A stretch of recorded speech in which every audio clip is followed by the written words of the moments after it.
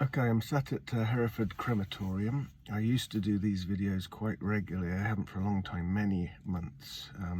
Of course, for the last few months, thankfully, ever since the vaccine rollout, there have been a marked decrease, a massive decrease in funerals for which COVID was the reason. They are now starting to recur again. I want to just tell you about the funeral I've just done. I'm not going to say whose it was, but this family kept the deceased in isolation for the last 18 months. He was a man with underlying health conditions, and they kept him basically in a room and washed all of the food that they brought back to the house, blah, blah, blah. Totally responsible. Unfortunately, a couple of weeks ago, he had to go into the hospital and he contracted COVID there, and now I've just done his funeral. They are understandably very, very upset.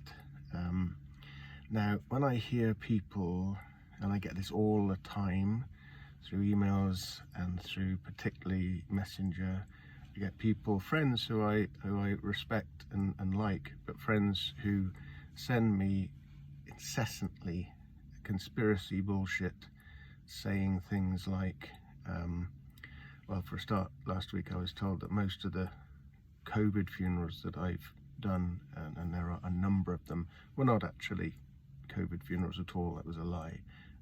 Most of them were not. And when I hear people say, oh, well, it's only the very elderly, or it's only those with underlying health conditions, just put yourself in the position of the family that I've just been dealing with. What does that say about us if we are willing to ignore the thousands, the hundreds of thousands of people who, for a variety of reasons, are more vulnerable than others? Add to that this whole notion of the fact that the virus mutates and is continuing to. Now, I'm not talking about sort of anti-vaccination people. I understand actually, particularly why younger people are nervous of the vaccines, because we don't know everything about them, and that's up to them. So I'm not talking about them, but I am talking about people who continually spread bullshit. I've had enough of it.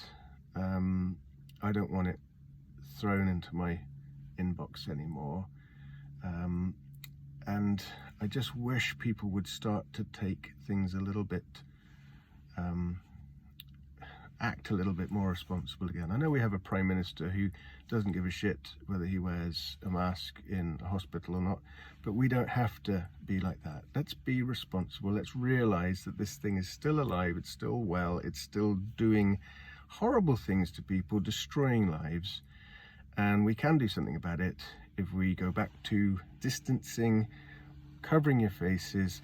Another one of these stupid things I keep getting told is, oh, the virus is so microscopic, it won't go through, it passes through a mask. Yeah, of course it would, but it's carried in droplets of moisture, which are big enough to be captured by the mask. So when you sneeze or cough, or probably shout, those little droplets are caught, and they will probably therefore not end up in the person sat next to you's face.